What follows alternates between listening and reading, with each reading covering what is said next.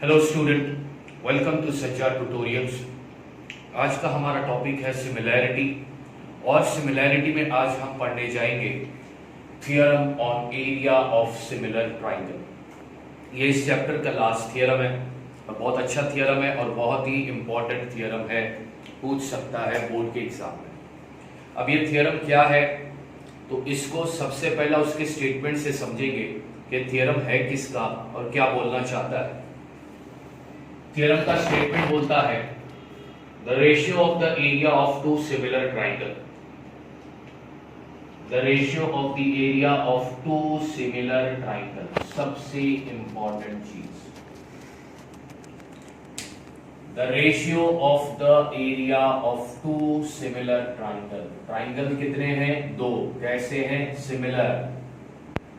उन दो similar triangle की एरिया का रेशियो, उन दो सिमिलर ट्राइंगल, ट्राइंगल कैसे होंगे? ट्राइंगल कितने होंगे? दो। और कैसे होंगे? सिमिलर। उन दो सिमिलर ट्राइंगल की एरिया का रेशियो इक्वल होगा। किससे इक्वल होगा? To the ratio of the square of their corresponding sides, to the ratio of the square of their corresponding sides। दो सिमिलर ट्राइंगल की एरिया का रेशियो इक्वल होगा उनके करस्पॉन्डिंग साइड के स्क्वायर के रेशियो से, उनके करस्पॉन्डिंग साइड के स्क्वायर के रेशियो से। अभी इस पूरे स्टेटमेंट को हम इस पूरे स्टेटमेंट को हम समझते हैं और उसको है ना टुकड़े टुकड़े में लिखते हैं कि क्या बोला है। अब ये थियरम को समझने के लिए मैंने दो ट्राइंगल बनाए। अब यहां पे लिखता हूं मैं गिवन पार्ट कि क्या बेसिकली बोला है। गिवन दो सिमिलर ट्राइंगल की एरिया का रेशियो, यानी ट्राइंगल दो है और दोनों ट्राइंगल कैसे हैं? सिमिलर है। Triangle A B C is similar to triangle P Q are.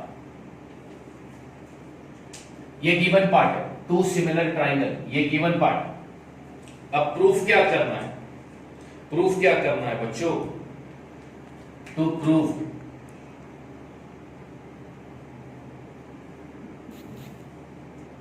Area of triangle ABC upon area of triangle P Q R, दो सिमिलर ट्राइंगल की एरिया का रेशियो इक्वल होगा उनके करस्पॉन्डिंग साइड के square के ratio से। तो corresponding side बनाओ ए बी, तो दूसरे ट्राइंगल में इसका करस्पॉन्डिंग साइड क्या है? P Q.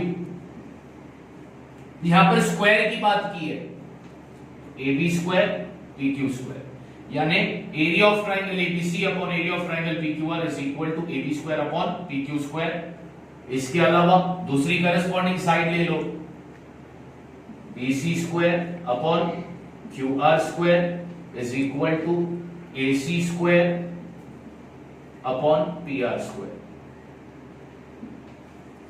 थ्योरम बहुत सिंपल है बच्चों। तुम्हारे पास दो ट्राइंगल होंगे, वो दो ट्राइंगल सिमिलर होंगे, तो उन दो ट्राइंगल की एरिया का रेशियो इक्वल होगा उनके करस्पॉन्डिंग साइड के स्क्वायर के रेशियो से। यानी area of triangle ABC upon area of triangle PQR equal होगा इनसे, area of triangle ABC upon area of triangle PQR equal होगा इससे भी, area of triangle ABC upon area of triangle PQR equal होगा इससे भी। अब इस चीज को प्रूफ करके दिखाता हूं और इसको प्रूफ करने के लिए मैं क्या करता हूं? कंस्ट्रक्शन करता हूं। कंस्ट्रक्शन, अब ध्यान से देखिए क्या कंस्ट्रक्ट करता हूं। Draw segment AD perpendicular to BC such that A B C are collinear point and draw segment PS perpendicular to QR such that Q S R are collinear point। Withdraw करेंगे इस triangle में AD perpendicular line बनानी है और इस triangle में PS perpendicular line बनानी है। ये हमने कंस्ट्रक्ट किया है। अब ये कंस्ट्रक्शन क्यों किया है? इसको प्रूफ करने के लिए मैंने ये कंस्ट्रक्शन किया है। अगर ये कंस्ट्रक्शन नहीं करता तो ये प्रूफ करना मुश्किल हो जाता, इसलिए मैंने परपेंडिकुलर लाइन का सहारा लिया दोनों ट्राइंगल में। अब यहां पे लिखता हूं मैं proof.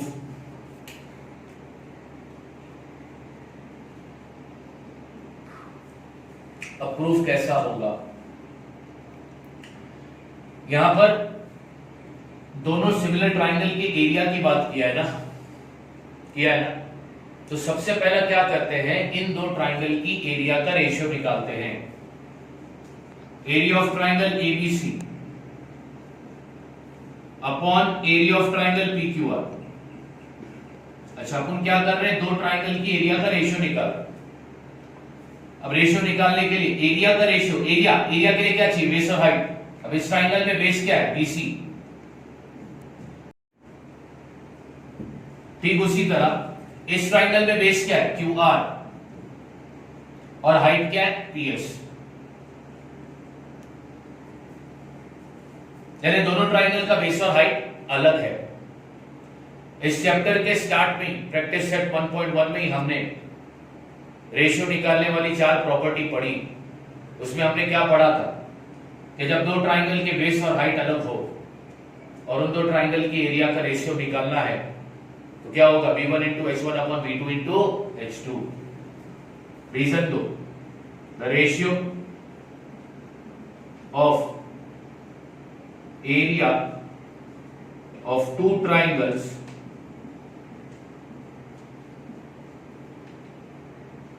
is equal to the ratio of product of their corresponding या their bases and corresponding height। और ये चीज मैंने ऑलरेडी प्रैक्टिस सेट 1.1 में तुम्हें पूरा समझाई है।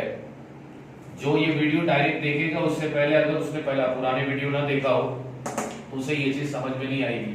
इसके लिए तुम्हें बेस आना चाहिए जो मैंने ऑलरेडी करा दिया है। और इसको अब मैं देता हूं equation number 1।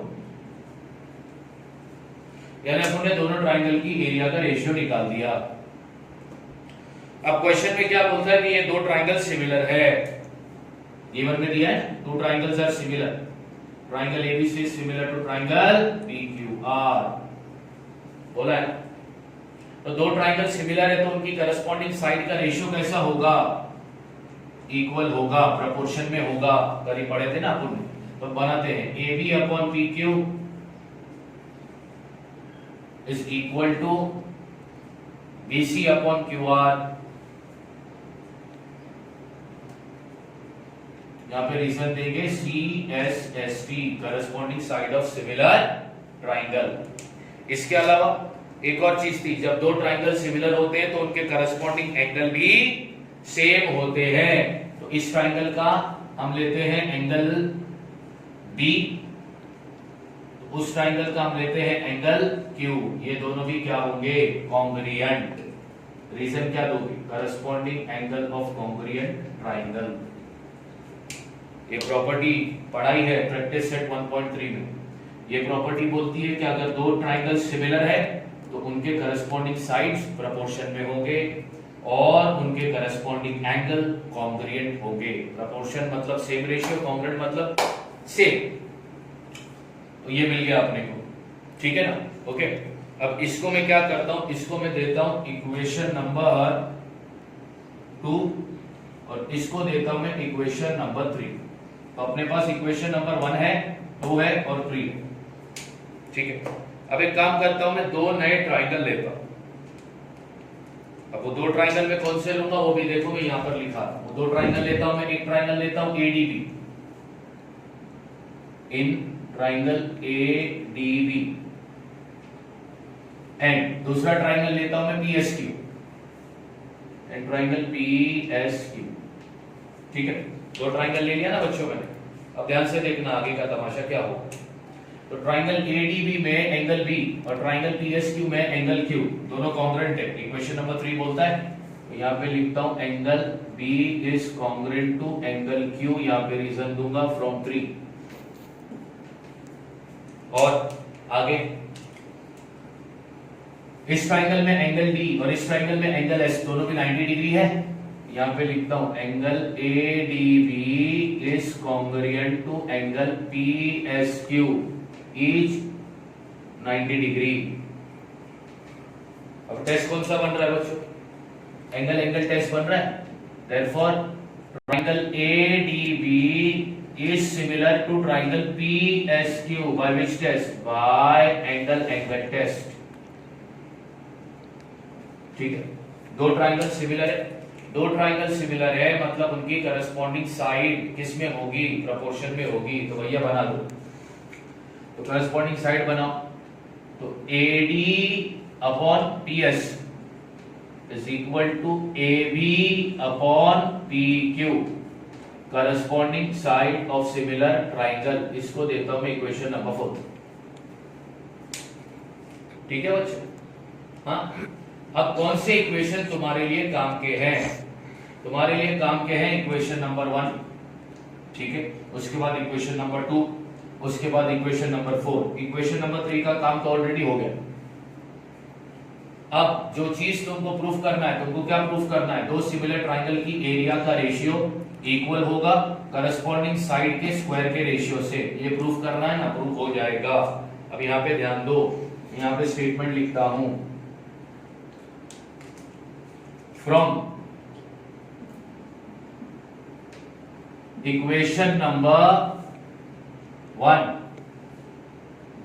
2 and 4 we get. Equation number 1, 2, 4 से अपने को क्या मिलेगा? बच्चों जरा ध्यान से देखो,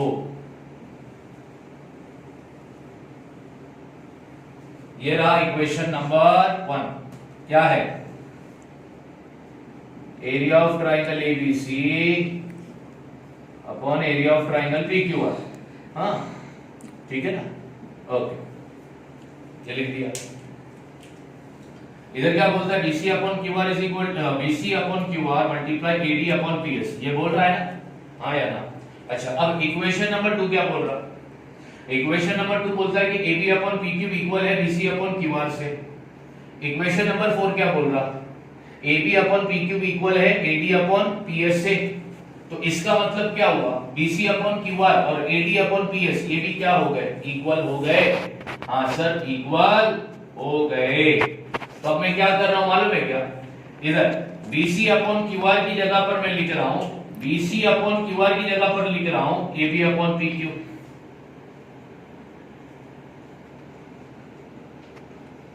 और यहां पर AD अपॉन PS की जगह पर लिख रहा हूं मैं AB अपॉन PQ।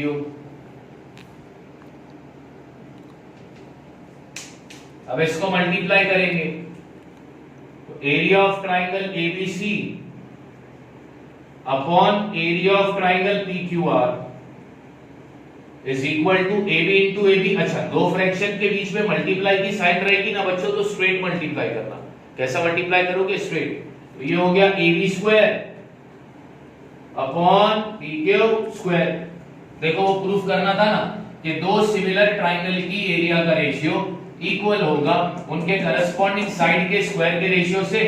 प्रूफ कर दिए। लास्ट पे अपन ये स्टेटमेंट डालेंगे कि similarly we can prove that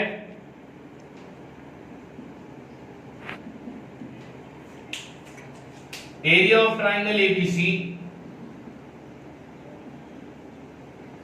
upon area of triangle PQR is equal to BC square upon QR square is equal to AC square upon PR square।